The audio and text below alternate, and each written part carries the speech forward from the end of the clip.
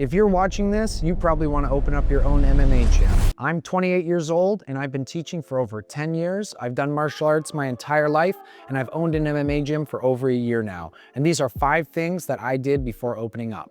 When I was 18 years old, one of my coaches didn't show up that day and someone had to fill in.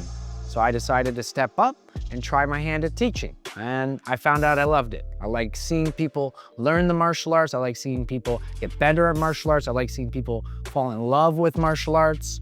So I knew that teaching was for me from that moment. So I was teaching at that gym. I ended up getting 1 class a week, which led to 2 classes a week, which led to running their boxing program. And then other gyms started needing boxing coaches. So I was teaching boxing at other MMA gyms, which led me to teaching at this gym, to that gym, boom, boom, boom. And by the time I was about 20, 21 years old, I've already taught at maybe 4 or 5 different gyms. So number 1, the first thing that you need to do before you're opening up your own MMA gym is start coaching lots of people, where you have to get as many people as you can to learn underneath you so you can figure out the best way that you can teach. All right, and everybody does it a little bit differently and you'll figure out your style, but you have to coach as many people as possible and diversify too, which goes into number 2. You should be trying to coach at as many gyms as possible. Put yourself out there, make connections, and start coaching at all of these different places so you can see how those gyms are run. What are they doing good?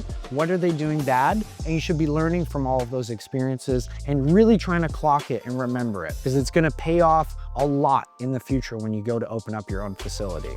One of the first gyms I've taught at, I found that they didn't have that type of connection with their students. There was a lot of separation between the ownership and then the people that were paying the money.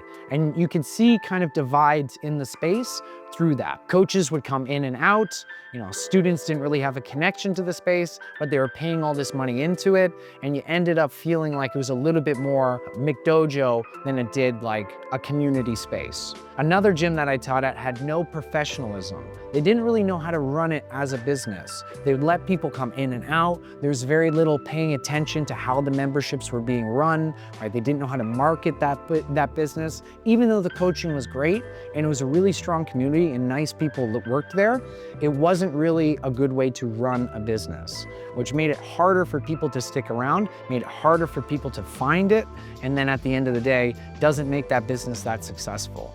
So I took what I learned from the way that they structured their memberships, how they got people into the business, how they would keep them there on a professional level. And from the other place, I took how they fostered community and they really tried to make things fun and friendly and give them the most high quality coaching that they could. And we're trying to apply that in our gym here. And I think we're showing that it's working. The third thing that you need to do before opening up your own gym is build your own personal client base. So you've taught at all these different places. When you're ready to, you can start doing personal training with these clients. And it's not about trying to poach from these gyms or steal from them, right? But word of mouth spreads quickly. I was teaching in a park during COVID for 3 years, outside, in the snow, in the rain, all right, as often as I could, and I was busy. I was full all day long, coaching people with pad work, right, doing boxing, kickboxing all year long. When I was teaching outside at that park, doing my own thing, it was literally some of the hardest days of my life. I would work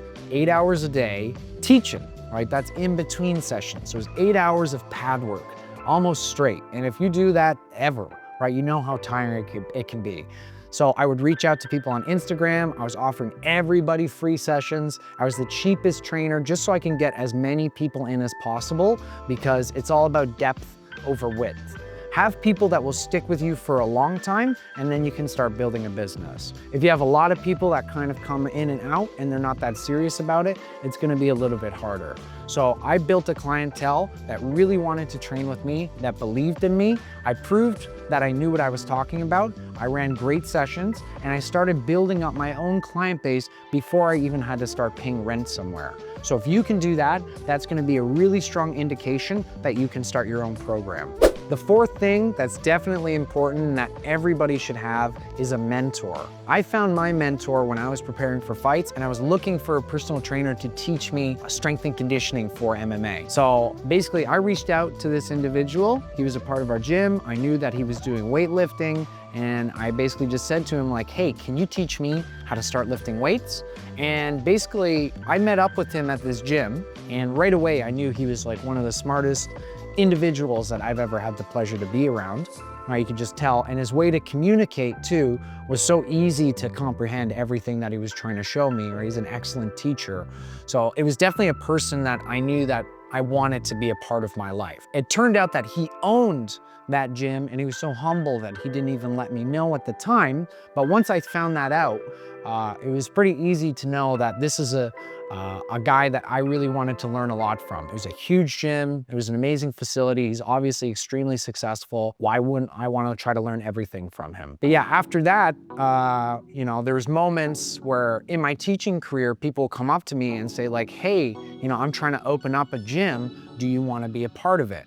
And there was quite a few times where I almost got my hands into opening up an MMA gym with somebody else, and thank God I didn't, because of the advice that I had from him. He told me, oh, if you do this, you're a minority partner in this business, you don't own anything, your money's gonna evaporate. These types of people that you're working with and the way that they're conducting their business is not going to be successful. These are not the type of people that you wanna be in bed with, where now all this money is tied up and you have zero control. So that's just one example of almost three times where I was about to open up an MMA gym with someone where I absolutely shouldn't have. Actually 4 times. One of the most important things that he told me was a story about someone who really wanted to open up a burger restaurant. And he said that his friend started working at all of these different burger restaurants. So he was a cook at one restaurant, right? He was a manager at one restaurant, right? He was cleaning the bathrooms at another restaurant. So he had all of these different roles where he really got to see the ins and the outs of all of these different restaurants. And now he's an extremely successful restaurant entrepreneur, right? Who owns, right, this giant burger restaurant chain, because he did the hard work at the start and the things that people don't necessarily want to do. So that's what I learned from him. When I was teaching in all of these different gyms, and then I almost threw all of the money that I had, $10,000, into my friend's gym to try to be a part of it, right, and show that I was ready to invest into it. And now I'm really glad that I didn't. So the fifth thing, and this is the most important, and it only works if you did all of the steps before that I've already talked about. You want to open up your own gym. You don't have to open up your own gym right away, but you can start your own program. So basically, when I was training everybody at these parks, right, I was building up a client base that was doing personal training with me, but not necessarily training together. And I thought maybe it'd be a good idea to start a subscription where I could bring all of these people together, right, and have them train as a group, right, and start my own boxing program at another gym. So basically, I was working at a wrestling gym at the time doing personal training, and I asked them, how much would it be for me to rent the space Monday, Wednesday, and Friday at noon? And basically, I just bring all of my own people in, all right? I have my own membership base. I'm already doing personal training here. What would that look like? So I talked to them about that. And, you know, I've been training and working with this wrestling team for a long time. And they said, sure, no problem. All right, let's figure out a rate that works for you where, you know, you're not going to lose all of your money and you're doing your own thing. We get a little bit of money, all right? You're building up your own program. Everybody wins. So if you can find a relationship like that at a gym where you're not necessarily going to be poaching their clients or running an MMA program in an MMA gym, because something like that doesn't make sense. And that's what allowed me to start building up a real client base, again, before bringing it into my own space. So I did that for almost 2 years inside of that space.